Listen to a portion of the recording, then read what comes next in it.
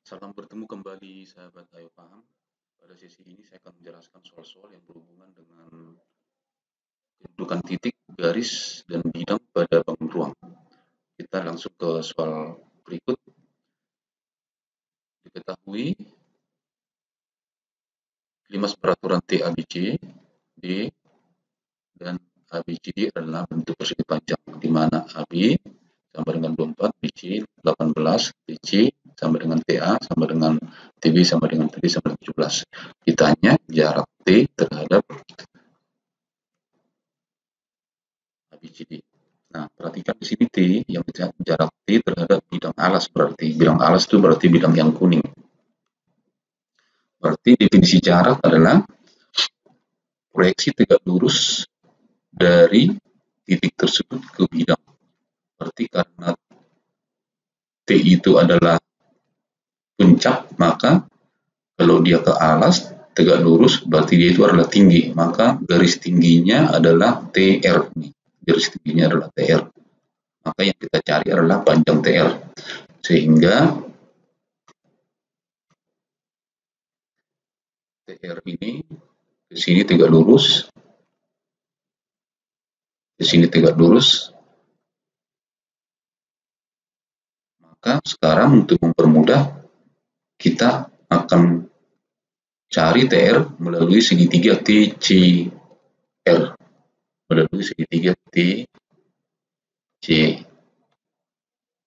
ya. Nah, langkah pertama kita cari dulu, untuk mencari TCR, kita cari dulu AC. Berarti AC sama dengan akar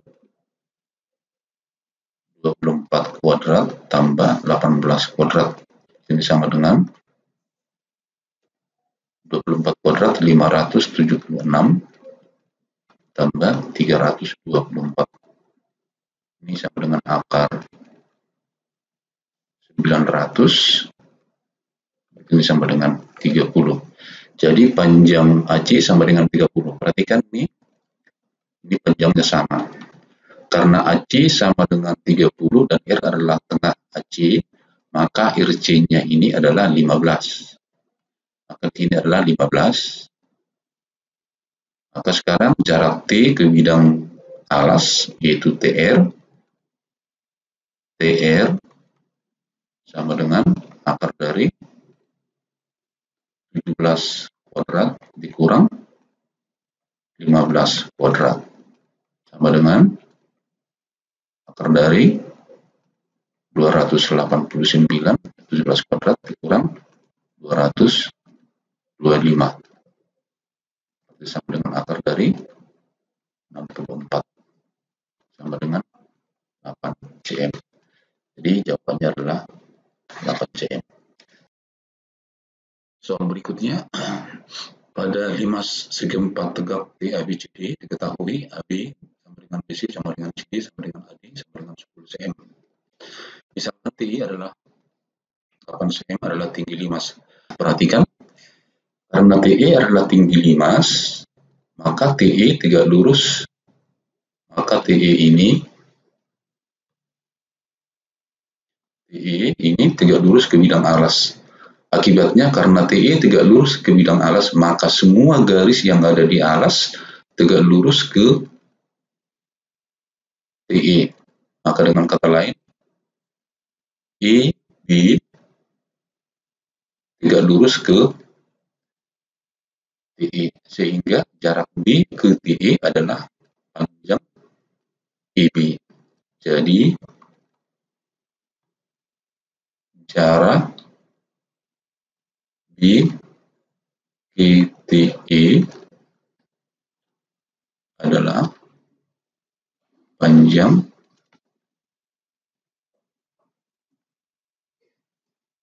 BE. Nah, sekarang coba kita cari panjang BE. BE itu setengah dari DB. DB itu sama dengan A akar 2. Diagonal sisinya 10, ini 10, ini 10. Maka ini sama dengan 10 akar 2. BE sama dengan setengah BD. Berarti ini sama dengan setengah kali 10 akar 2 sama dengan 5 akar 2 cm. Jadi jawabannya adalah D. Kita lanjut soal berikutnya. Garis G dan H saling bersilangan. Bidang V melalui G dan sejajar dengan garis H. Jadi coba kita lihat tadi garis G dan H saling bersilangan. Ini garis G yang ini dengan garis H itu bersilangan. Kenapa bersilangan? Karena G di bidang V, sedangkan H sejajar dengan bidang V, sehingga dia bersilangan. Kemudian bidang W melalui H. Bidang W ini melalui H. Dan berpotongan pada bidang V pada garis K. Di sini garis K bidang perpotongannya.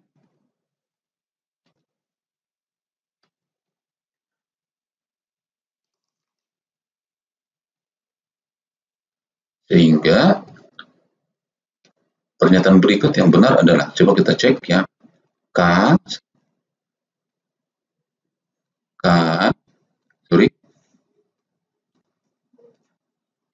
sejajar dengan G. Nah, perhatikan K tidak sejajar dengan G. K dengan G itu berpotongan, berarti salah ya. Kemudian K memotong G. K memotong G. Benar, ini K dengan G berpotongan di perpanjangan ini. Dan H, tapi tidak memotong H. Karena H dengan G bersilangan, berarti ini salah. K dan H bersilangan. K dan H bersilangan. Sedangkan di sini dari soal tadi K dan H itu sejajar, bukan bersilangan ya. Karena H sejajar bidang V. Maka ini juga salah. K sejajar H. Ini K sejajar H, benar. Terus memotong G. K memotong G di sini, benar. Berarti jawabannya adalah D. Kita lanjut. Misalkan ABC DEF adalah sebuah prisma dengan alas dan segitiga sama kaki, dengan AC sama dengan BC sama dengan 17 dan AD sama dengan 20. Jika alfa adalah sudut yang dibentuk oleh bidang BF dengan ABC, maka cos alfa adalah. Nah, coba kita perhatikan. Saya buat bidangnya dulu supaya lebih mudah dipahami. Ini bidang alas nih. Bidang ABCD dengan bidang ABF. Dengan bidang ABF. Ini dengan bidang ABF ini.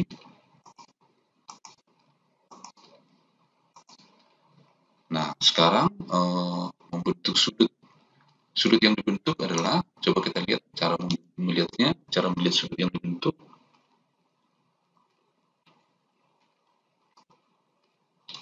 Cara melihat sudut yang dibentuk, perhatikan. A, B, C itu sama kaki. Di AB 16 seperti ini ke sini, 8 dengan 8. Otomatis sekarang CG itu, otomatis CG-nya ini adalah siku-siku di sini. Ya, siku-siku.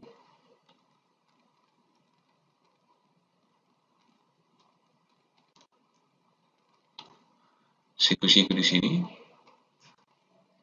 Kemudian BFA, AF dan BF itu sama kaki, maka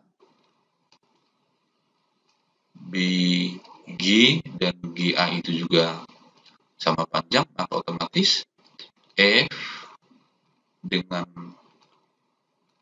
titik G, berarti FG dengan AB itu juga tegak lurus di sini. Maka sudut yang dibentuk adalah, ini titik sebetulnya di G, sudut yang dibentuknya di sini adalah alfa. Maka sekarang alfanya kita hitung, kalau kita pindahkan gambarnya, coba kita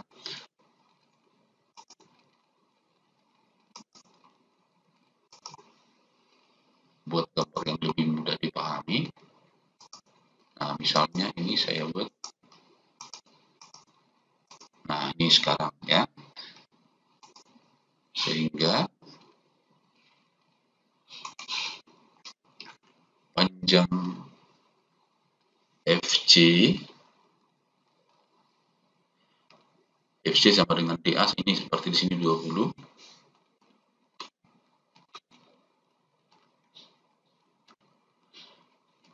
Panjang GC, ini GC berarti adalah, coba kita lihat GC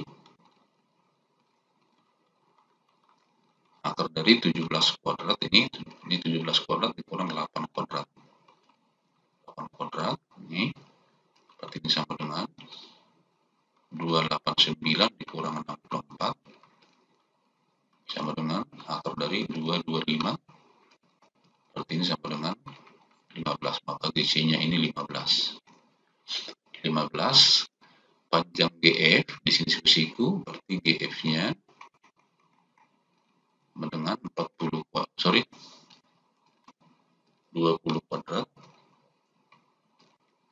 ditambah 15 kuadrat, berarti ini sama dengan 400 ditambah 225, ini sama dengan 625, karena 625 sama dengan 25, berarti di sini sama dengan 25.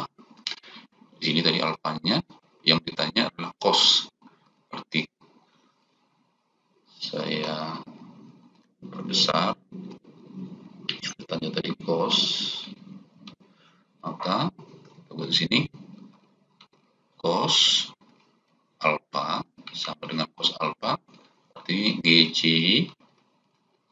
per GF. GC-nya 15, GF-nya 25.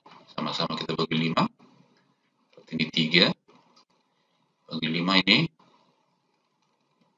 5, atau sama dengan 0,6. Maka jawabannya adalah C. Kita lanjut.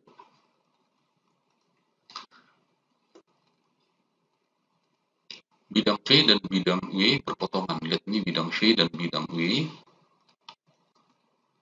Bidang ini bidang V dan bidang W berpotongan di garis G, di garis yang merah ini ya. Kemudian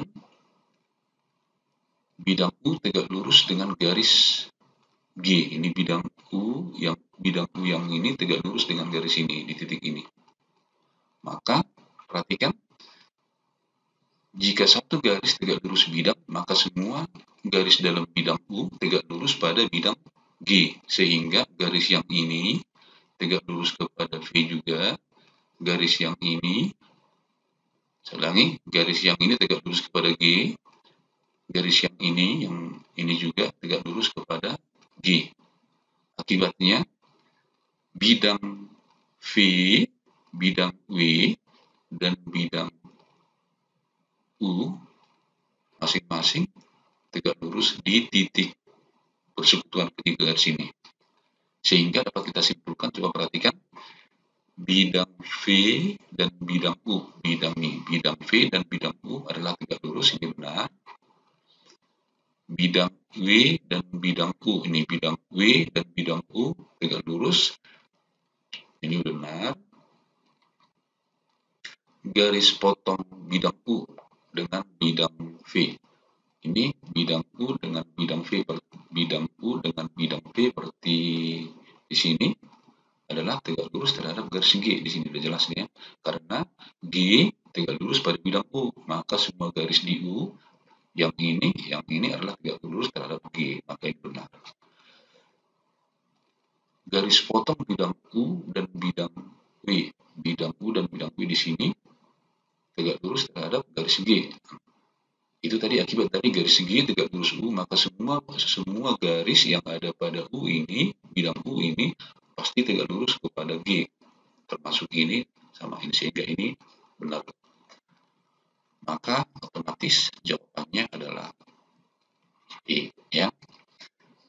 Terima kasih, sampai di sini dulu, semoga bermanfaat. Salam, ayo paham.